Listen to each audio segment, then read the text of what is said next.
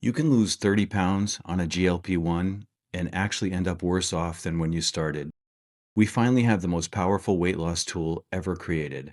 But what if it's quietly creating the next health crisis? I've done a video on how to protect yourself if you're already on a GLP-1, how to keep your muscle, how to hit your protein, how to stay strong throughout the process. That's going to be linked in the description. But today I want to zoom out a little bit because in the health and wellness community, there is a bigger conversation happening, one that a lot of people haven't heard of yet. And by the time they figure it out, it's going to be a lot harder to fix. So GLP-1 medications, Ozempic, Wegovy, that whole class of drugs, they are genuinely remarkable. I want to be clear about that right up front because I am not here to bash them. They are helping people lose weight who have struggled for decades. That's real. That's meaningful. That was my wife. But here's what nobody's talking about loudly enough. Weight loss is not the same as fat loss. When you lose weight quickly and you're not doing resistance training and you're not eating enough protein, some of that weight is not fat. It's muscle. And losing muscle is not a small problem. It is a health crisis in slow motion. So say you lose those 30 pounds. That's real progress. But let's say 10 of those pounds were muscle. Well, now you're a lighter person, but you have less engine under the hood.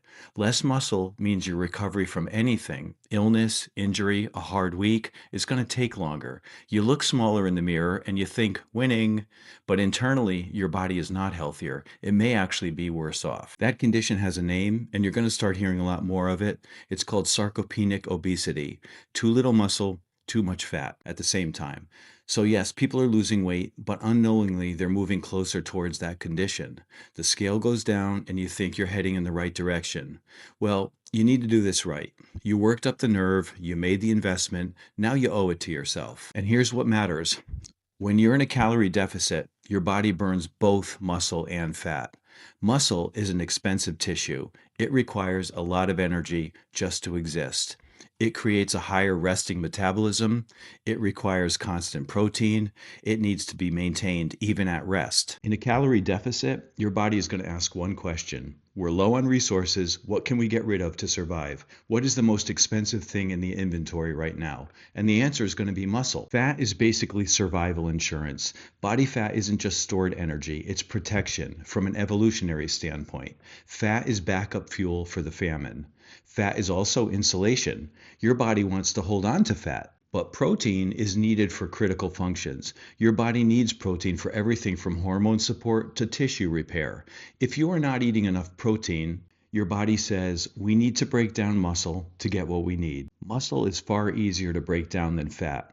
Fat breakdown requires complex hormonal signaling going on. Muscle breakdown is faster and it's easier. So in a stress state, your body is going to go for the thing that supplies both the quick fuel and the building blocks. So your body adapts by reducing its energy needs. This is called metabolic adaptation. And it does this by reducing muscle mass. Less muscle means fewer calories are needed in your body and a greater likelihood of surviving longer. So this goes way beyond feeling weak. Muscle is your metabolic engine. It's the tissue that pulls the glucose out of your bloodstream. It's what maintains bone density. When muscles contract, it pulls on the bone, and the bone has to respond by staying dense and thick. Less muscle means that the bone decides it doesn't have to work as hard, so it gets weaker. We used to think of osteoporosis as a disease of the aging, but it is becoming a disease of muscle loss. Muscle is also what keeps you independent. I work with people over 50 every day, not athletes, regular people trying to hold on to their quality of life. I coach fitness and I teach nutrition. And the ones who scare me aren't always the ones who are overweight. The ones who sometimes scare me are the ones who are thin, sedentary, and fragile, because a fall from someone with low muscle mass and low bone density is not just painful, it can be the beginning of the end. I've seen it over and over, and it's heartbreaking. There's a new emerging term coming out. It's called muscle span. So we talk about lifespan, how long you live, talk about health span, how well you live. But muscle span is how long you stay strong and capable.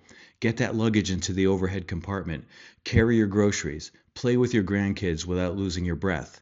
That's what's actually at stake here. And here's what concerns me on a bigger scale. We used to see sarcopenia, meaning significant muscle loss, in people in their 70s and 80s. It was considered a disease of aging, of underuse, and of neglect of muscle. Not anymore. We are starting to see it in people in their 30s and their 40s who lost weight rapidly, did not protect their muscle along the way, and now they're skinnier, but they're metabolically far worse off than they were before. Higher blood sugar, higher triglycerides, more insulin resistance, lower bone density. We've traded obesity for sarcopenia. We thought we were solving the problem, but I'm afraid we just shifted it. I heard an analogy recently that I can't get out of my head. It goes like this. Imagine that you found out that the tap water in your town was toxic. It was making people sick. And instead of fixing the water, someone invented a pill that made you less thirsty. The pill works, people drink less, they get less sick, but the water is still toxic. That's kind of where we are. The medication is real and it does help, but if you don't fix your foundation, the tap water, then you haven't solved the problem. You've just moved it downstream. Food with chemicals, preservatives, ingredients you can't pronounce. Now, here's something that I see in real time. Some people, the ones I can get through to in the 2 hours a week that I have them captive, are using GLP-1 as a tool.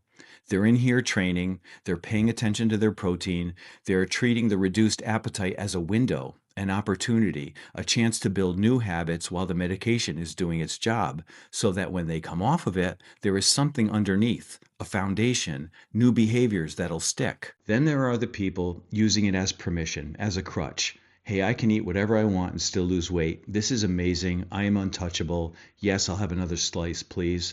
Well, if the diet doesn't really change and the training doesn't happen, you're just lighter for a little while, for now. Same medication, completely different outcomes based on your attitude. And the difference has nothing to do with the drug. And here's what nobody warns you about. When you come off the medication, the appetite comes back. And for most people, it comes back hard. And if you haven't changed anything, your relationship with food, your training, your habits, you don't get to slide back to where you were before, because now you have less muscle than when you started this process. Then the weight coming back is not landing on the same strong, metabolically capable body. It's landing on a body that is less equipped to handle it than it was before. You are literally worse off than when you started. And that's what I see happens when you use a powerful tool and you don't build anything around it while you have the chance. If you've watched any of the other videos on my channel, you know that I love my analogies, and I'm going to call this one the budget cut. Think of your body like a company during a financial crisis. The revenue drops. So what does a company do? It starts cutting the most expensive departments first, the muscle division. And it protects the emergency savings accounts, the piggy bank, the rainy day reserves, the fat department. So what do we do about it if that's how the body works? The real question becomes, how do we flip the script? Number one, if you haven't guessed it already, is resistance training. So while you're on this drug, give your body a reason to keep its muscle. If you don't, it won't. But when you're doing resistance training, when you're actually using that muscle, you're loading it, you're stressing it, you're sending a signal, you're telling it to go somewhere else. It's looking for what to tear down for fuel, and you're telling it that your muscle is busy. Go find something else. So it goes after the fat instead. That's the outcome you want. If you don't give it that signal, then you don't get to choose what your body's going to burn. Number two is protein. After 50, your body becomes less efficient at using the protein you eat. Anabolic resistance. Your muscles don't respond to protein the same way they did when they're 30, and most people over 50 are under-eating protein, especially when they're counting calories, and that is exactly backwards. Number three is hydration. Muscle is mostly made of water. Dehydrated muscle is weak muscle, and it recovers much more slowly. So this one sounds simple because it is, but most people are walking around chronically underhydrated and wondering why they feel like crap. Number four, sleep. You don't build muscle in the gym. You break it down in the gym. You rebuild it at night. If you're training hard and you're only getting 5 hours of sleep, you're absolutely working against yourself. Sleep is when the repair happens. It's not optional. So here's where I land on all of this. I am not anti-GLP-1 at all. I am pro-muscle, pro-awareness. These medications are a powerful tool, but a tool is only as good as the person using it. Don't just become a smaller version of yourself. Use this as a window to build muscle while you're losing fat. What a great opportunity to reset your life. Don't waste it. Because on this medication, everyone will get lighter, but not everyone is going to get stronger. And after 50, strength is the thing that keeps you in the game, not just for years, but for decades. So if this hit home, share it with someone who needs to hear it. And if you're not subscribed yet, Now's a good time. We talk about this kind of stuff every week, and I will see you guys in the next one.